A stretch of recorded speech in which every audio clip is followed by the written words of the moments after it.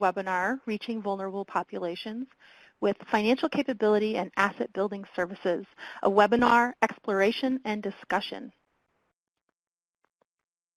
My name is Hallie Leinhart. I'm the Outreach Specialist for the Center for Financial Security here at the University of Wisconsin-Madison. And just to give you a bit of a rundown on our format today, we will start with an introduction to the subject and then continue with presentations of social work faculty and student survey results. We will then move into a discussion of moving towards a more inclusive financial capability delivery system. We'll then continue with a question and answer session, so please feel free to submit questions in the box at the bottom of your screen throughout the webinar. I'm very excited to introduce our presenters for today's webinar. We have Margaret Sheridan. She's a research professor at Washington University in St. Louis. We have Gene Wang.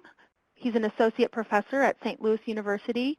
And we have Julie Birkenmeyer. She's a professor at St. Louis University as well. Thank you all so much for being here today. And with that, we'll get started, and I'll turn it over to Margaret. Thank you, Hallie. I hope everybody can hear me okay. And I want to thank Michael Collins and the Center for Financial Security as well for sponsoring this event and the series of important conversations that are coming out of this center. We're also glad that all of you have taken the time to join us today, and we really look forward to hearing from you about your thoughts and ideas as we move forward. Hallie has given us a little bit of the outline as well, so I won't take time to talk about that any longer.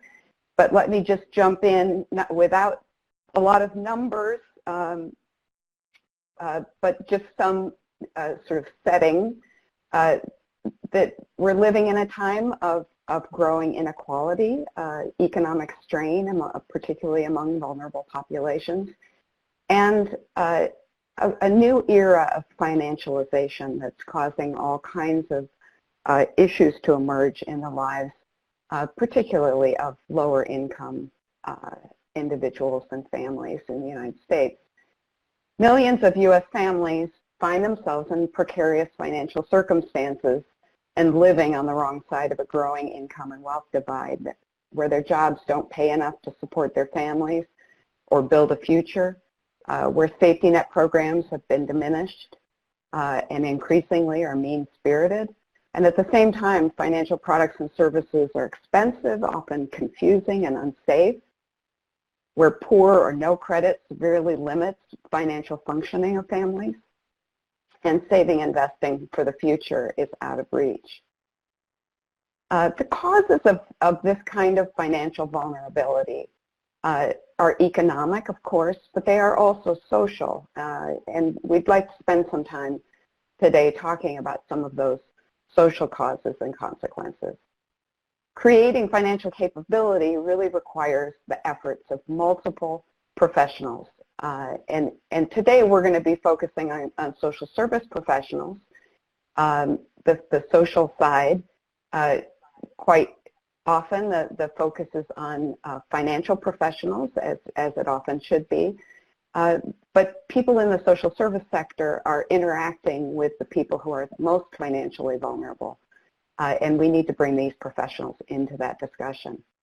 The changes that are required are present at both the individual level and at the level of social institutions. So we have developed this framework, simple framework of financial capability, that financial well-being, sufficient income, assets, ability to spend, access to credit and protection is really the consequence of two different areas. One is the ability to act. The individuals have to have financial knowledge and skills, but at the same time they have to have opportunity to act. And this comprises the whole area of financial inclusion, which we'll talk a bit more about as we go along. So the role of human service professionals in building financial capability Human service professionals assist families in crisis. They're often the first responders. They're among the people. They help them solve problems and manage organizations, and they help shape policies and programs. But they do need more knowledge and skills, particularly in personal finance, household financial management. Social workers, for example, and Julie will talk about this a little bit later, lack adequate preparation to solve the financial and economic challenges of low-income populations. And we need a better financial capability delivery system that reaches everyone. Well-to-do families can purchase financial guidance and support, legal help. But lower-income families turn to a patchwork of organizations: consumer credit counseling, housing counseling, community-based organizations, legal services, community credit unions, and so forth. Many, however, purchase late-night television, financial, and legal advice, but most struggle along on their own or follow the advice of family and friends. So with that, I'll turn this over to Jean Huang. Jean will talk a little bit about a survey that we conducted over the last couple of years about faculty perspectives on what we call FCAB, is Financial Capability and Asset Building for short, in social work education. Jean? Okay, thank you, Margaret. Hello, everyone. Thank you all for attending our webinar. I will briefly report the findings. As Margaret mentioned, the study we conducted in 2017 to understand how social work faculty think about FCAB, Financial Capability and Asset Building, and how they teach FCAB content in social work education. Okay. It looks like I cannot move the slide. I try to, okay. The study was led by Center for Social Development at Washington University in St. Louis and the Council on Social Work Education. And it's supported by the National Endowment for Financial Education, NEFI. NEFI reports the detailed findings in its 2018 spring issue of NEFI Digest. And the full report can be found at Center for Social Development's website. Okay, I don't know. Jean, I'll forward them for you. Oh yeah, I see that. Okay, I think I can move it now. Sorry about that. Okay, as we discussed, FCAB and financial security are not just economic but also social, are highly relevant to social work practice and human service professions. So it's very important for social workers to have knowledge, skills, and competencies to deliver FCAB services and integrate FCAB services with other human services and social services. So from this perspective, professional education, social work education is the most critical way to improve social workers' skills on this regard. So we want to conduct a systematic assessment on social work educators, how they think about this topic, whether they cover FCAB content in education, and how we can better improve that. So from previous parallel studies, we have seen that in general, social work faculty have positive attitude on FCAB content. The Center for Social Development has developed an FCAB curriculum, and it has been tested out at 24 historical Black and tribal colleges and universities. The evaluation shows that positive impacts achieved, and faculty members gain confidence to teach FCAB content. However, still we know that social workers have not been reached sufficiently. So here in this study, we try to have a large-scale assessment of social work education field on FCAB content teaching. The assessment is going to be helpful for us to improve FCAB education in social work. And okay, so with this aim, with this aim, we have, sorry, I need to move to last slide. So with this aim, we have 4 research questions in mind. How much and what kind of FCAB content is currently being taught? So what's the coverage of FCAB content in social work? So what are faculty perceptions about the FCAB content? And any barriers to include more FCAB content in social work education, and any recommendations to improve FCAB content in social work education. So we conduct an online survey in 2017. We collect a full list of social work faculty in the United States from program websites. More than 7,000 faculty members from 761 education programs. The final sample size is 1,577 with a response rate of 23%. We conducted different statistical analysis, univariate, bivariate, and multivariate analysis to answer our research questions and try to understand how FCAB content has been taught. Okay, you can see the sample descriptive information here. The majority of faculty are female, non-Hispanic, white, from public university, public education programs, 69% from public university, and with a doctoral degree, 64% having a doctoral degree. In the survey, we include 23 specific items on FCAB area, FCAB content.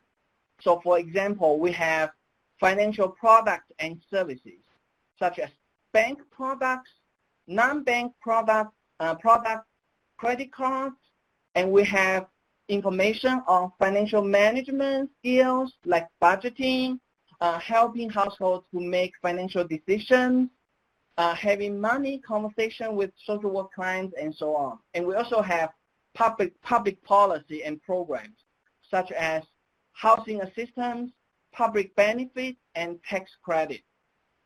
So for each item, we ask faculty whether they teach the content on a scale from never to a lot. Also for each item, we ask whether faculty think the content is useful for social work students on a scale from not at all to very. Okay, as you can see here, slightly less than half of the survey participants include any FCAB content in their teaching, so 46%. Among those courses with FCAB content, so among these 46% of courses, 60% are in undergraduate programs, 46% in master programs, and only 1% in the PhD programs. Now, more specifically, if we look at the coverage of these 23 items, public policy and programs are most likely to be covered, most likely to be taught. But still, within this category, near half or more than half of the courses never include these items. The probability of never taught, the probability of being never taught in a course is much higher for social work practice skills related to household financial management. And it's even higher for financial products and services. So social work students do not receive enough FCAB education in the program.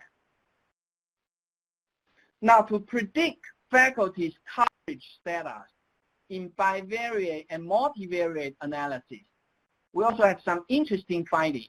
So for example, Black faculty members are more likely to cover some FCAB items related to financial management, products, and services. Also, adjunct faculty members are more likely to discuss social work practice skills related to household finance.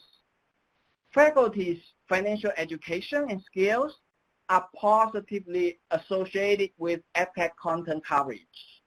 And undergraduate programs are more likely to be associated with FCAB content offering.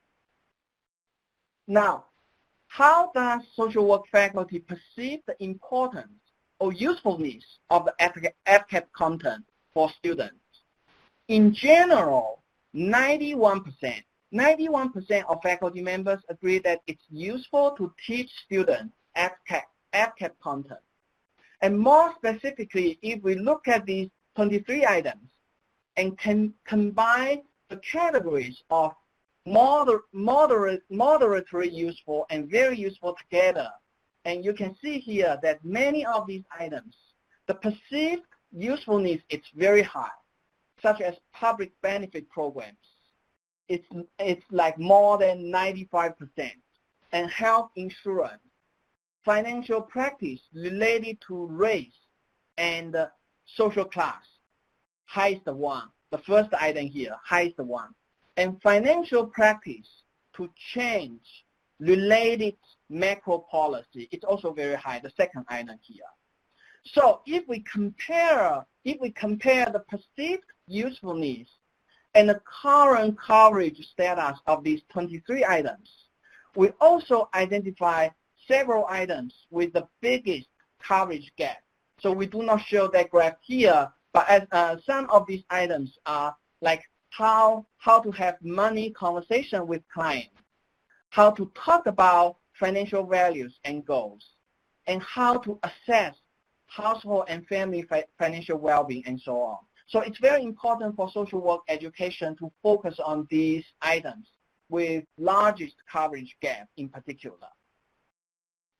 And three most cited barriers for education. The first one is flexibility and time in existing curricula.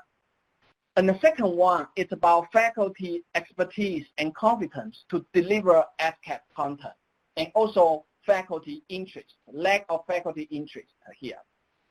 So we think it's important to improve faculty's capability to teach, and also be very smart and flexible, thinking about how we can integrate FCAB content into the existing curricula. So by doing these two strategies, we think we can also we're likely to improve faculty's interest as well to deliver FCAB content. Okay, their recommendations on how to teach FCAB content. I think the most important findings we have here is that integration. So integrate FCAB content into the existing courses. And the online education are probably two most recommended strategies.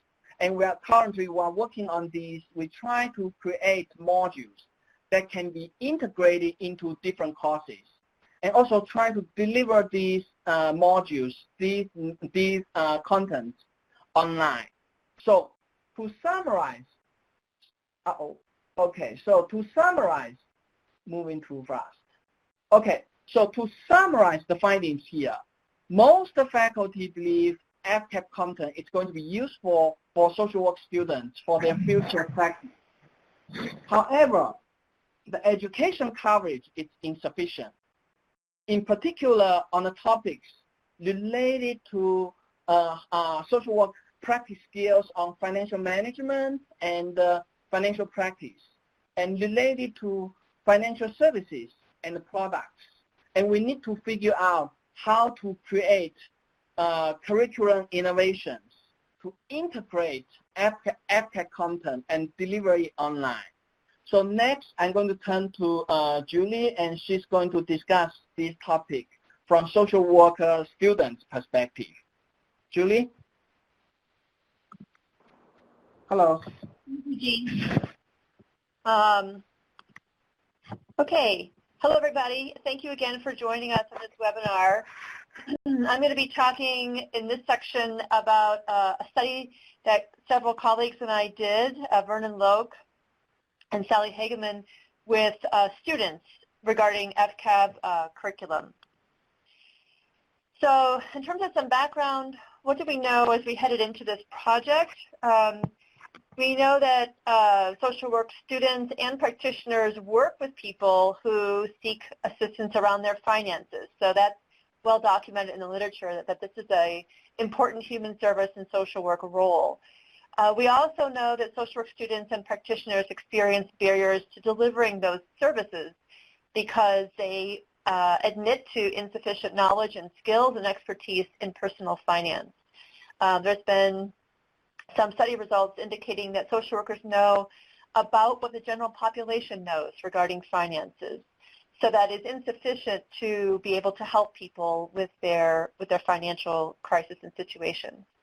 We also know from previous research that students agree that finances are relevant to social work practice. So we have generally agreement between practitioners and students that finances are important to practice and that we need to know more. So the purpose of this study was to investigate student perceptions of the relevancy of FCAB content in the professions. We wanted to get a better understanding of what students thought about FCAB content, and then explore the degree to which students perceive that they're being prepared for FCAB practice through their social work program. So we did a cross-sectional survey of undergraduate and master's students from 16 programs across the U.S., and these students were either about to graduate from the program or they're just beginning. So we were looking at sort of the barbells, the beginning and the end of their programs. We did non-probability convenience sampling, and we invited people to participate in the survey through in-class or email announcements. So I'm going to go straight to the results. We did find there was a strong agreement from the students on the importance of FCAB in social work practice. So we first wanted to lay the groundwork to get an understanding of whether we thought students thought this was important based on what they know already. And we did find that is, they think it is important. And more specifically, as you can see on this slide, 1 is strongly disagree to 5 is strongly agreed. So the bars that are longer mean there's more agreement with the statement. So something that something that social workers should be involved with, that's an important focus of intervention. Fewer thought that it's a primary focus of social work, but they do think that it's important in understanding the presenting issues of clients, and it's critical for understanding the barriers that clients face as well. There was pretty strong agreement, though, that it's used primarily to determine the client's eligibility for services. And this is true in practice when, for many programs, clients have to be income and or asset eligible for services, and that students are seeing that it's primarily used in that fashion. And so in terms of which type of content students felt is important, so importantly, this slide has, if you will, kind of reversed. So 1 is extremely important, and 5 is not all important. So answers kind of cluster between 0 and 2. So the shorter bars mean more agreement. So in terms of what is important to students, what do students think is most important, you can see that they really want to know more about the role of social work in addressing these economic inequalities they're finding in practice, and how to empower clients economically. And those are the 2 highest interests. But they also thought it was important to understand the contemporary causes of economic inequality and the historic causes. So they do think that's important. And they also want to learn ways to change social policy, recognizing that what happens in practice is heavily influenced by social policy, and they want to understand better how to change policy. We also found that they want more content in their social work curricula. So students are saying in our results that it's important and they want more of it. So this slide indicates how students feel in terms of their education on specific aspects and the extent to which they feel insufficiently educated. So the blue is they felt like they received little to none of the content, red is some, and yellow a lot. So quickly you can see there's very little they felt like they got a lot. They felt like they got a lot of economic inequality and contemporary and historical, but it's still not that much content. They really did not feel like they got much on economic empowerment of clients.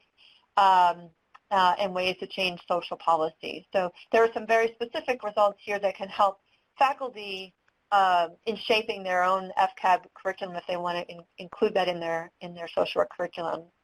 And thirdly, an important result was that their preparation for practice was unchanged as a result of their social work curricula. So in this slide, we compare students that were graduating with students that were beginning their programs, and on a number of items, on almost all the items, you can see there's very, very little change from the beginning to the end. So we wanted to try to get a sense of, measuring it a little bit differently, did they feel like they were receiving any kind of FCAB content in terms of their comfort level in addressing economic concerns or having the skills to empower clients? Do they understand how to help clients with budgeting, improving their credit, reducing debt, managing risk, saving, and investing? And what we can see here is there's very little change between the beginning, very little difference between the beginning and the graduating students on these measures.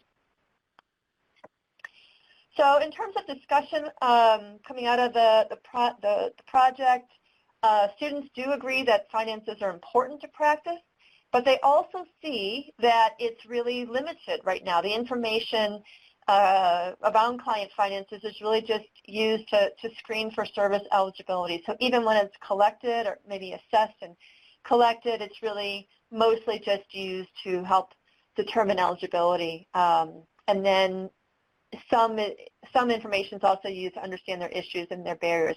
But there's a whole lot more that could be done with the information around client finances, to include trying to help people improve their finances and economic well-being. We also learned that there's a gap between what they hope to learn and what they actually learn about FCAB in their curriculum. So less than a third of respondents felt that they learned a lot from their program overall. And there's interest in learning ways to intervene at both the micro and the policy level. So it's, I think, encouraging to get a sense that students also see that there is a need to intervene at various client system levels in terms of their FCAB situation. And finally, the students learn very little, if any, FCAB skills currently in the social work education. So we have a long way to go to help students feel like they're entering practice prepared for working with client finances in a way that they're competent and knowledgeable. So with that, I'm going to turn it briefly over to Margaret to introduce the next section. Margaret? Okay. This is the last part of the presentation where we're going to sort of take a bigger view now, beginning to talk about moving toward an inclusive financial capability delivery system. We're going to talk about three aspects of this. Beginning again with Julie, we're going to turn to personnel, so who is out there and what kind of training they're getting, and what more we need, and what kinds of resources we need.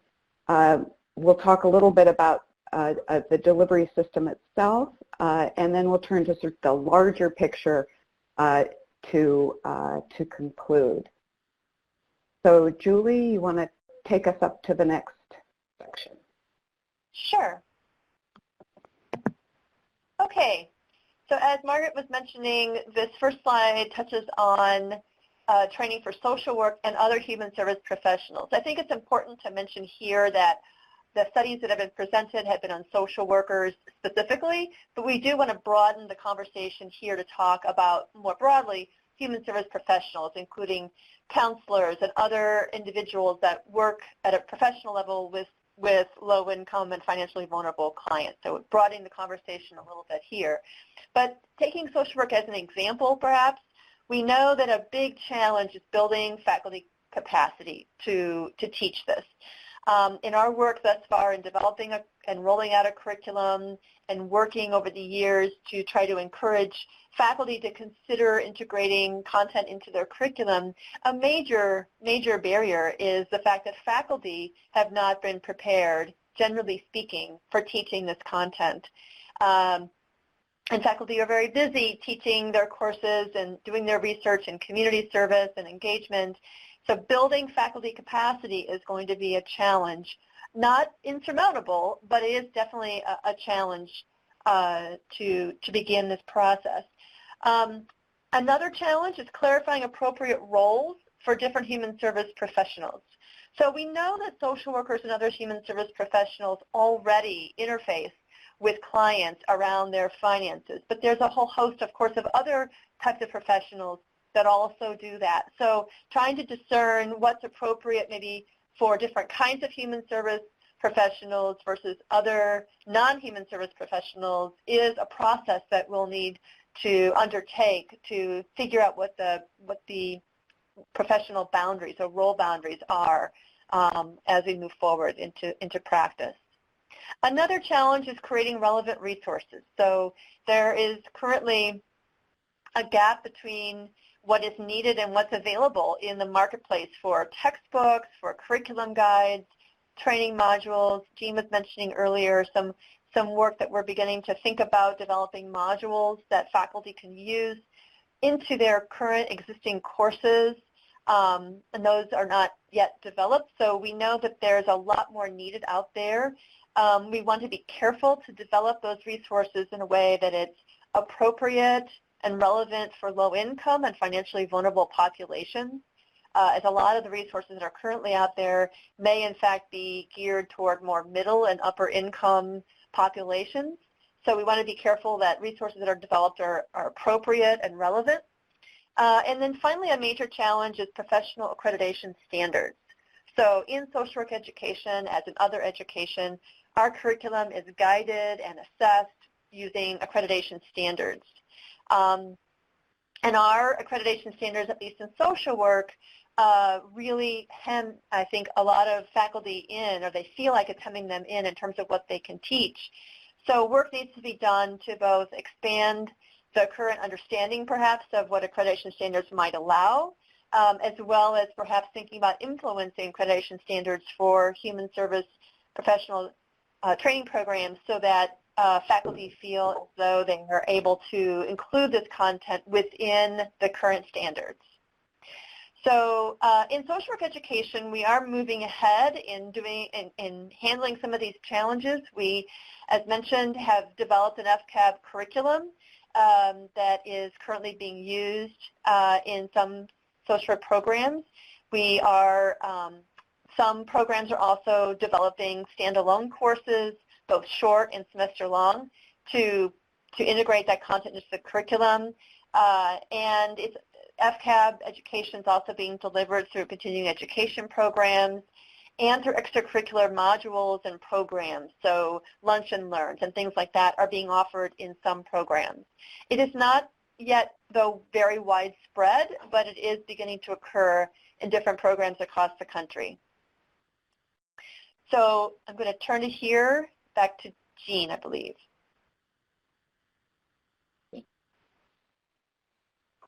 Oh, no, I'm sorry. My apologies. I have, this is my slide as well.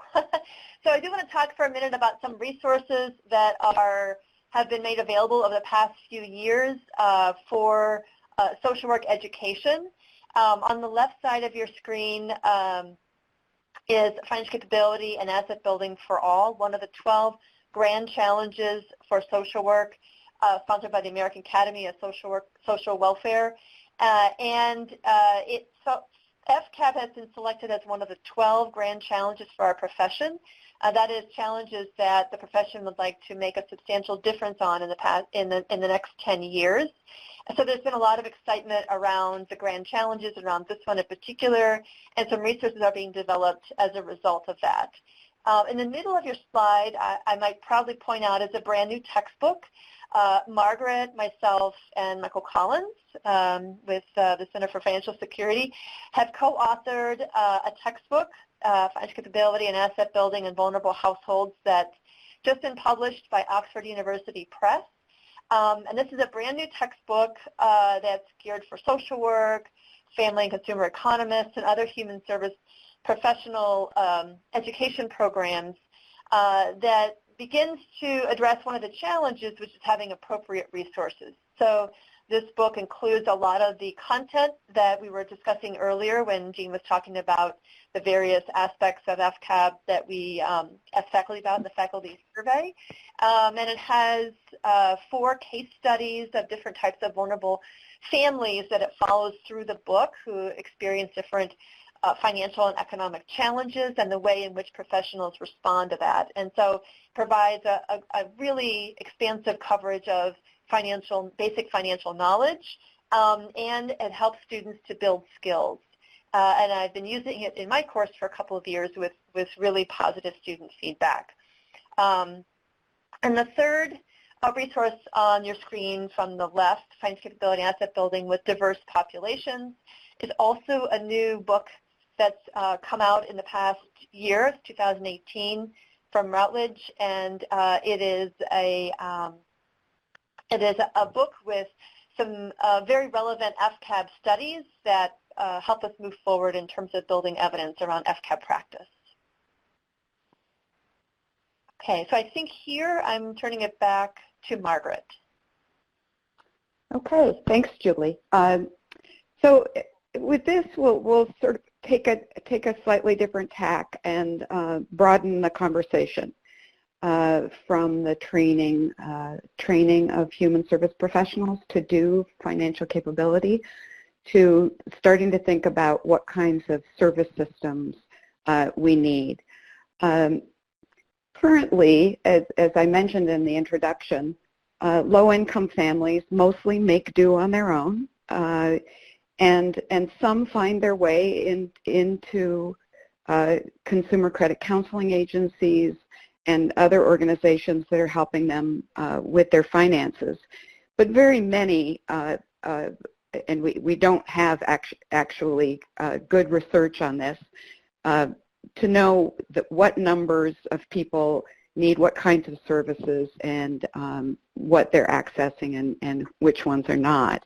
But many don't have access to places to turn for simple questions or for complex questions, and so we need to, as an entire field, and I'm including everybody who's on this call, this webinar this morning or this afternoon, and as well as faculty in schools, schools of human services around the country, and policymakers and organizational delivery systems, to really think collaboratively about how we can endeavor to reach everybody who needs assistance to find that kind of financial support, advice, guidance that they need.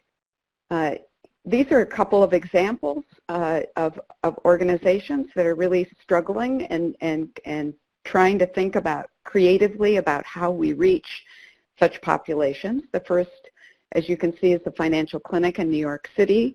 I'm sure both of these are well known to all of you. The Financial Clinic started with street-level access to financial guidance for low-income working families, and now partner through the Change Machine with over 500 nonprofit organizations across the country to embed financial guidance and security strategies into social services. So in other words, it's a delivery system aiming to reach those that are most in need of this kind of support.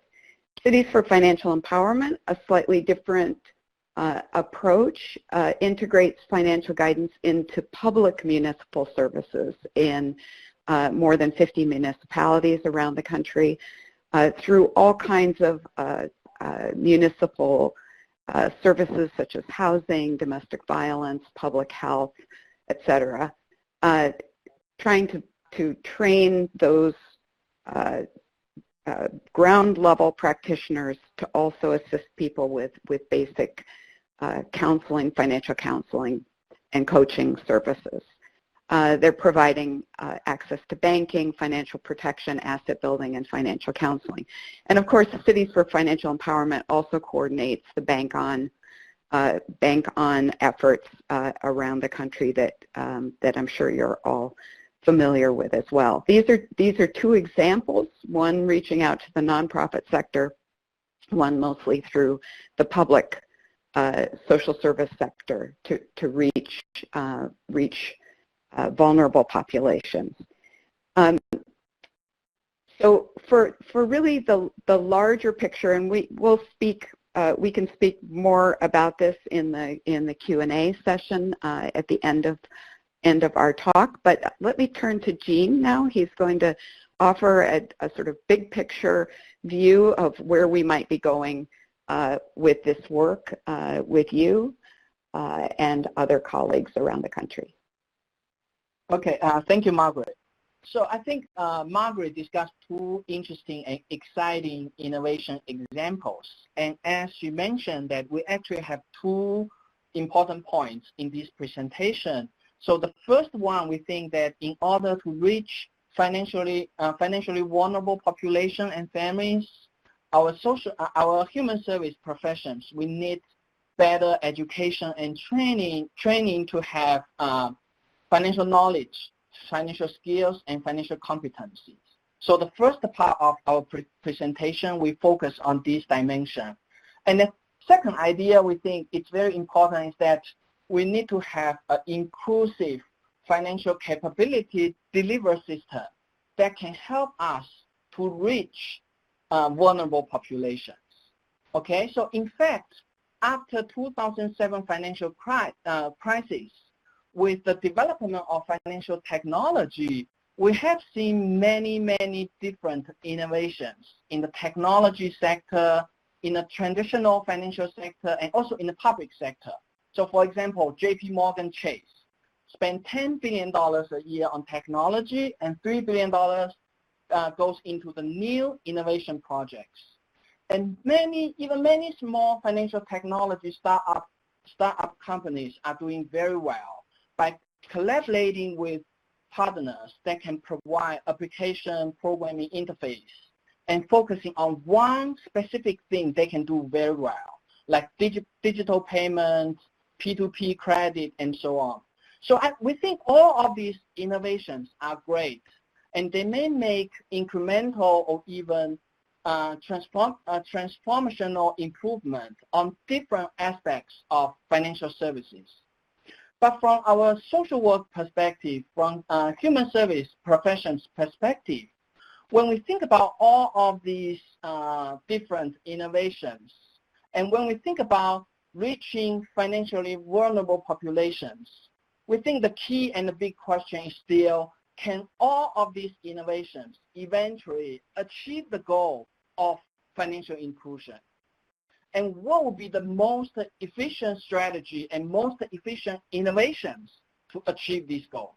So when we think about all of these innovations, they are great, they are going to be more efficient, but we still need to think about this big question. We still need to guide it by this important question to think about innovations beyond technology.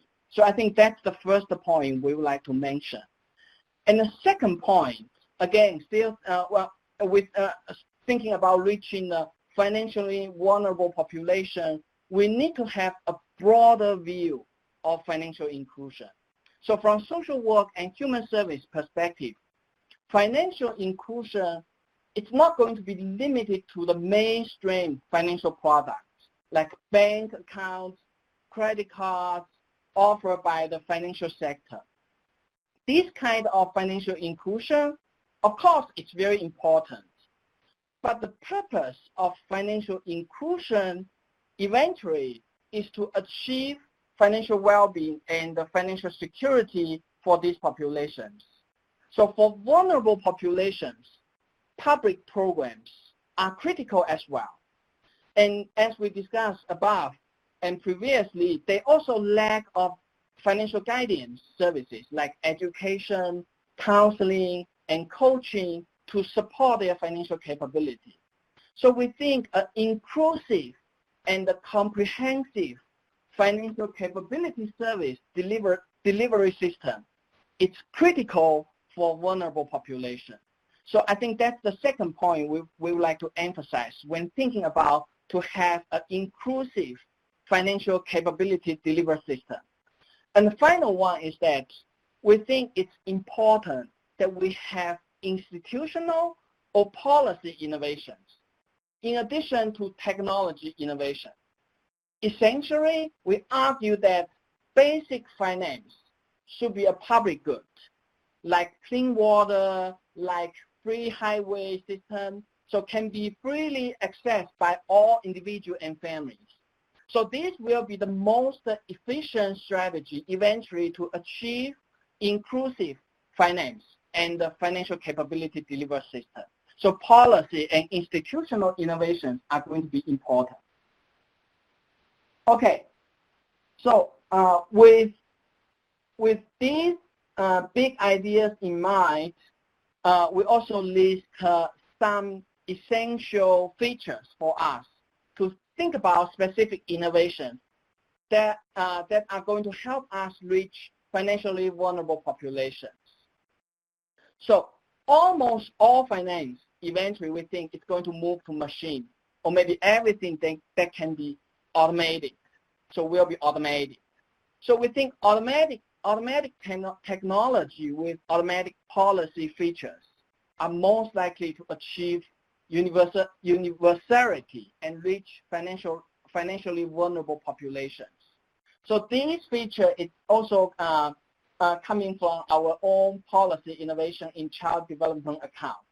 When we have automatic enrollment features for child development accounts, essentially we can achieve universal enrollment to include all financially vulnerable populations. And another important point from the policy and equity perspective is that important to have progressive features for this innovation, in particular targeting vulnerable populations. So I'm not going to discuss all the details of these features. We can also think about affordability, safety, and the reliability. And also we need to think about the efficiency, effectiveness, and the comprehensive features of this innovation. So here I'm going to provide one example, one proposal we initiated several years ago when we try to define financial capability as one grand challenge for social work profession. So in that grand challenge report, we propose that maybe we can have a financial capability, a public and online financial capability gateway as a platform to include all individuals to promote their financial capability. So ideally, this is a public good regulated by the policy and supported by the government. And it will synthesize all individuals' financial data flows. So individuals will be able to access and own their own financial data assets on this platform. So the financial data assets will not be owned by other financial institutes. The individuals can own their financial data. And based on the data, the individuals can access to public services because a lot of public services have financial eligibility. When we have all of this data, the individuals can automatically access public services like nutrition assistance program, housing assistance program, cash assistance program, student loan, tax credits, okay, through automatic enrollment. And based on the data, the individuals can also streamline access to appropriate financial services offered in the market, such as bank account, credit card, and auto loan. So using this platform with a lot of data, with comprehensive services, there are also opportunities to provide customized financial guidance for vulnerable population. Let's say one individual has reached the age of going to college. So at that time, we can provide specific financial education and counseling in terms of college finance. And there are also opportunities to interact with other social services, like financial services for individuals with disabilities, for individuals suffering from intimate partner violence, and so on. And we think there are also a lot of opportunities to incorporate financial technology like AI. So as you can see here, this would be a one example, one policy and institutional innovation example to, with the features of automatic enrollment, free services, comprehensive services, and reliable services. So that's one innovation example of financial capability gateway we initiated in our Grand Challenge report.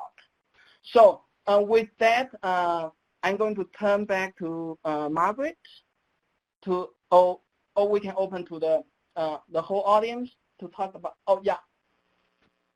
I'm going to turn back to the Margaret to talk about these questions.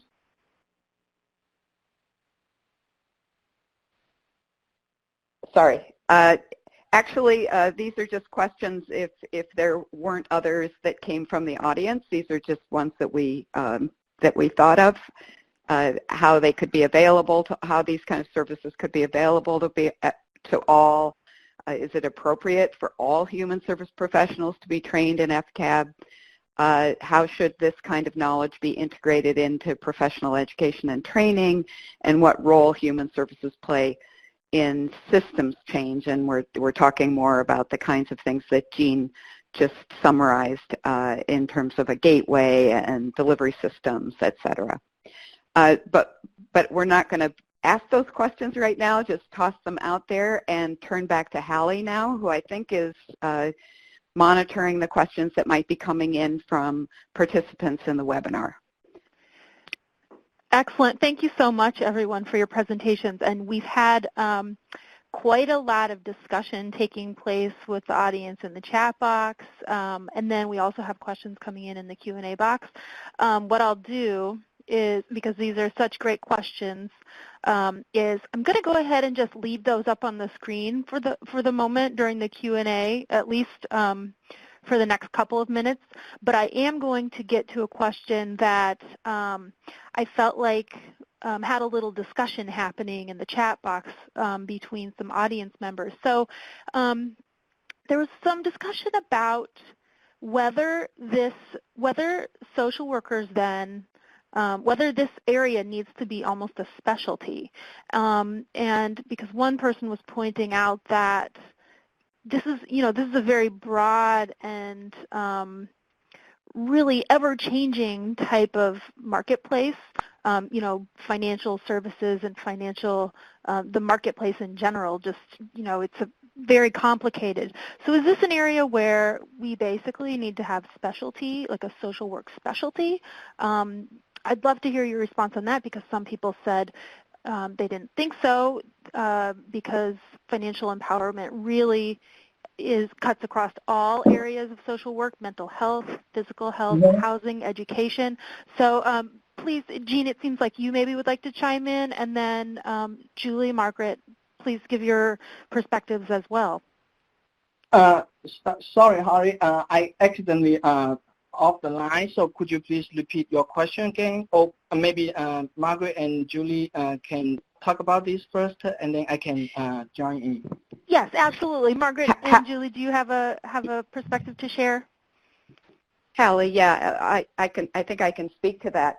I don't think it's one or the other. I think probably both, because the way we think about this is that there is basic financial knowledge that all social workers should have. And currently the profession, of course, teaches across the board about economic oppression, about economic policies, about public benefits, things that showed up in both surveys really as being covered. And those should continue to be covered in professional training. But we should add to that some basic knowledge about guiding people's financial decisions, being responsive to that, basic financial products and services, being familiar with what is out there and what kinds of resources are there to help their clients. But the people who wrote in about the need for specialty, I think, are also correct. And that is that there are currently, actually, many social workers who are working in, say, a community credit union, or working in foundations, working in other organizations where they really have become, in community-based community development organizations, for example, have become experts in certain areas of financial capability and asset building. So, you know, we think that probably different schools will take up the challenge of a specialty. Maybe some of the larger programs would find that easier to do than some of the smaller training programs. But we think that there's room actually for both the sort of foundational level as well as the specialty level. Julie, did you have anything to add in that area? No, I 100% agree. So okay. It was a great response. So then so in that same note, someone else then mentioned having to do with credentials and things that are held by people who do specialize in this field. So AFC and, you know, these different kind of financial planning or financial counseling type of accreditations. So then that begs the question, is that something that social workers, if they're going to be tackling these issues, need to have as well? Well, this is Julie. I'll chime in. I think that those accreditations and certifications are important because it helps people achieve a certain level of competence. I don't know that it should be the standard, however, because those are fairly high bars. And that it would concern me if that became the standard, because then people who are mostly specializing in health or mental health or, you know, other areas may decide, well, you know, that's too much. I can't invest that much into this area, so I'm just going to opt out. I think what we're really hoping for is that most, if not all, human service professionals have a basic level of knowledge to be able to help clients. And those who want to go on to become specialized and get certifications or credentialing, that's wonderful, and I think that's great. But I don't think that should be the standard. And yes, and also in the field, in some educational programs, we do have this kind of certification of financial social work, like University of Maryland. They offer this kind of certification. And as Julie mentioned, we really hope that the human service professions, they have the basic financial capability, knowledge, and skills that they can help their clients. And in fact, in all of their practice, they are already doing this kind of job. Yeah.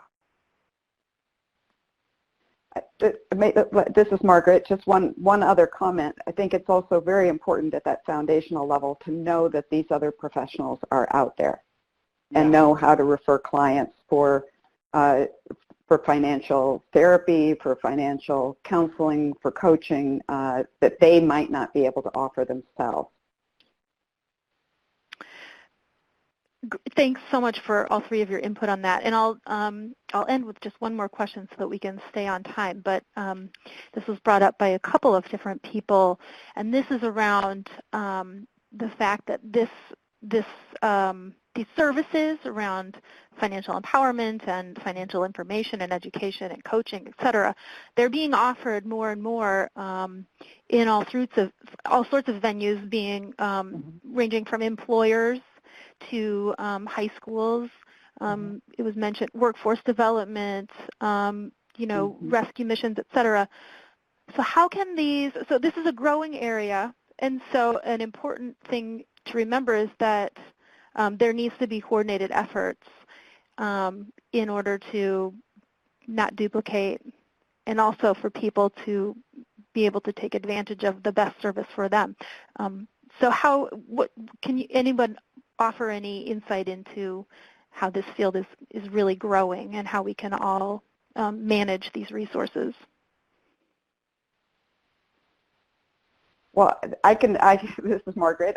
I'll jump in with this is a really important question, and one that we need to spend some time talking about. I think it will be important for all of us who are in this field across all of the professions to find venues where we can discuss this very question. What is going to be the training?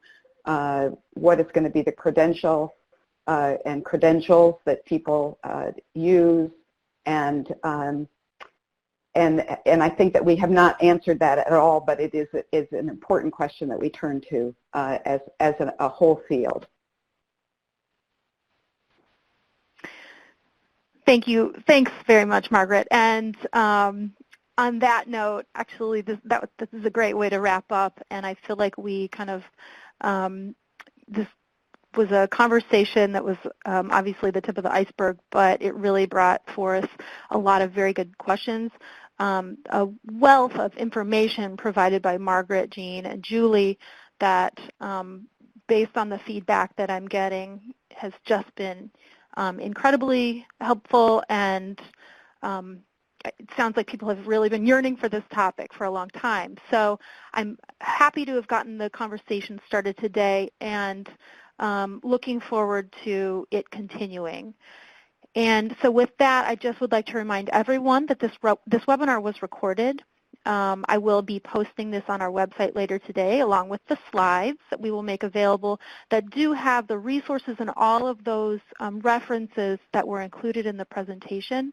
So everyone will have access to this, and I'll also send it to everyone who is registered. So you will receive the links in an email. Look for that later this afternoon. And again, I just want to thank our presenters, Margaret, Jean, Julie. As I said, this was a really excellent discussion and brought forth a lot of questions and a lot of really important topics to move forward on. And I would like to thank all of our audience members for tuning in as well. And with that, please enjoy the rest of your day. Thank you.